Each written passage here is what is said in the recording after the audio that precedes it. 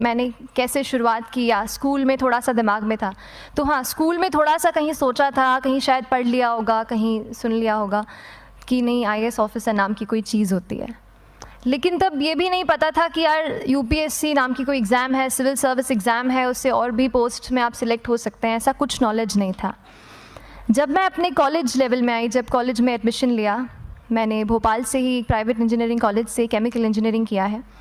और उस दौरान मुझे जब मैंने सोचना शुरुआत की कि क्या बनना है, कंटेम्पलेट किया कि एग्जैक्टली क्या करियर चाहती हूँ, तो लगा कि यार कहीं जो पुरानी ड्रीम थी, एक जो सपना था, वो अभी उसको सामने लाना चाहिए।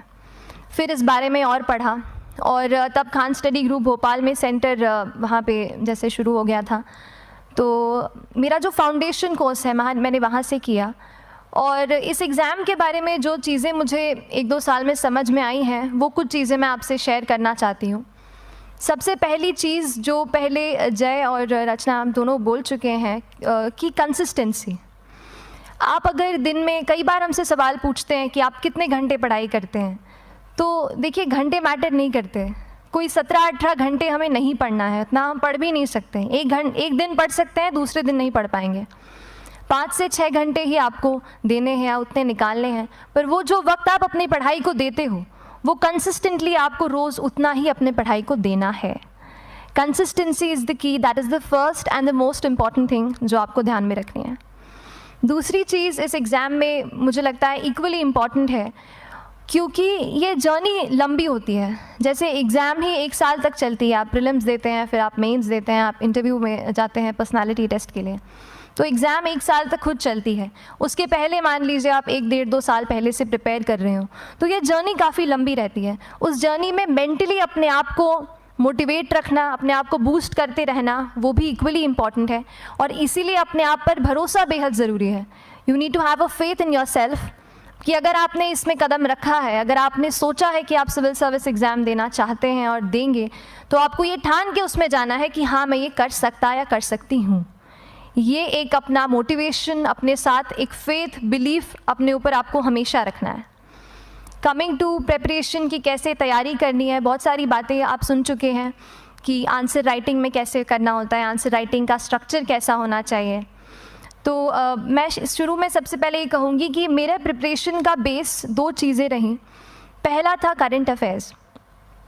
करंट अफेयर्स इसलिए मैंने उसी से शुरुआत की क्योंकि करंट अफेयर्स सबसे इंटरेस्टिंग पार्ट होता है।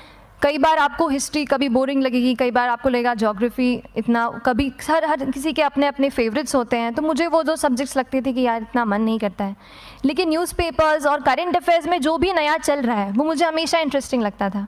इंटरनेशनल रिलेशंस में क्या हो रहा है, क्या सोशल रियलिटीज़ हैं, कहाँ क्या हुआ, उसका क्या इम्पैक्ट पड़ेगा एडमिनिस्ट्रेशन पे और हमारे कंट्री पे, तो उसको आप अपना एक बेस बना सकते हो।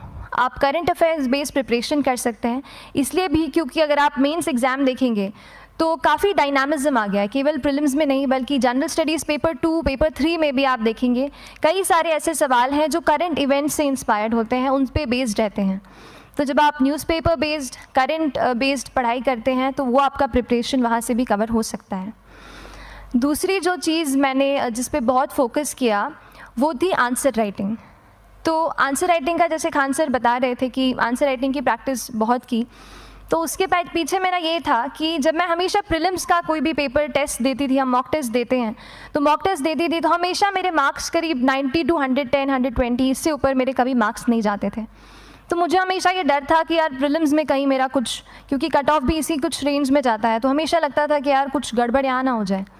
लेकिन जब मैंने आंसर राइटिंग की और मेंस एग्ज़ाम के बारे में जाना, तब मुझे लगा कि आंसर राइटिंग एक ऐसी चीज़ है, मेंस एक ऐसा फेज़ है सिविल सर्विस एग्ज़ाम का जहाँ पे आप अच्छे से तैयारी कर सकते हैं। And if you have written the answers, if you know कि you have covered the points well, if you have included उसमें कुछ आपने facts, international reports, government schemes, आपने कुछ ऐसे उसमें सॉल्व भी डाला है, तो जो रिज़ल्ट आएगा वो सेटिस्फैक्ट्री ही आएगा, अच्छा ही आएगा। तो मेंस एक ऐसा पार्ट है जिस पे आप काफ़ी बैंक ऑन कर सकते हो। मैं जब पर्सनालिटी टेस्ट भी मैंने दिया, तो इस बार भी आप नंबर्स देखेंगे तो आसपास की रैंक के हिसाब से मेरे नंबर्स उसमें कम हैं, लेकिन it is just the general studies and the answer writing part, जो मेंस के जो वो है मार्क्स हैं या मेंस का जो एक फैक्टर रहा, वो मेरे लिए सबसे ज़्यादा इंपॉर्टेंट डिसाइडिंग फैक्टर रहा है। तो अपना एक्सपीरियंस यही बताऊंगी कि आंसर राइटिंग पे आप विशेष फोकस कीजिए।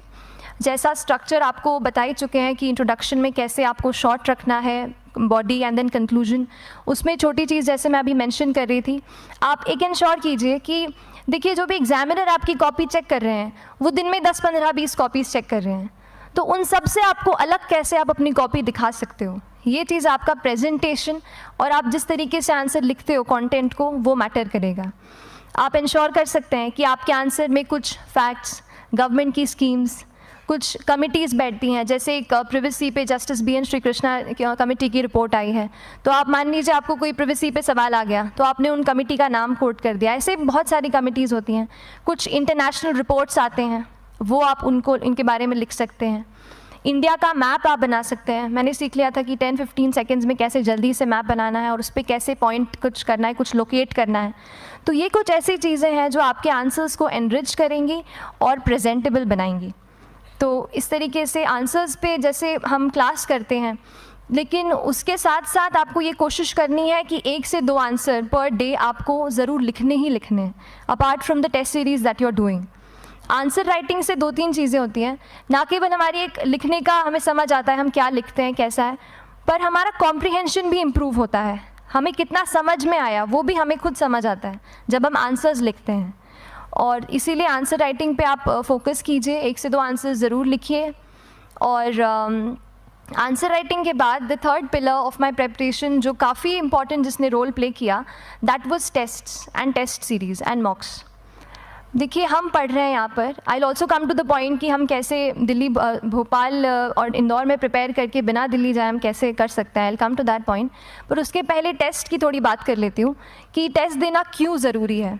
हम ये जो एग्ज़ाम दे रहे हैं सिविल सर्विस की, ये एक ऑल इंडिया लेवल एग्ज़ाम है and this cut throat competition.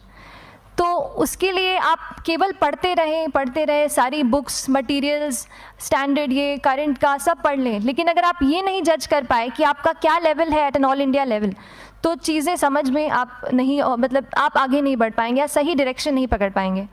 तो इसलिए आप टेस्ट से घबराइए मत। कई बार टेस्ट का इनर्शिया होता है, ऐसे लगता है कि जब तक पूरा सिलेबस कंप्लीट नहीं कर लूँ तब तक टेस्ट नहीं दूंगा, लेकिन सच में बात ये होती है कि जब तक हम GS के मतलब पेपर देने अंदर भी घुसते हैं ना, तब भी उस सेकंड पे लग रहा होता है कि कुछ छूट गया है हमारा।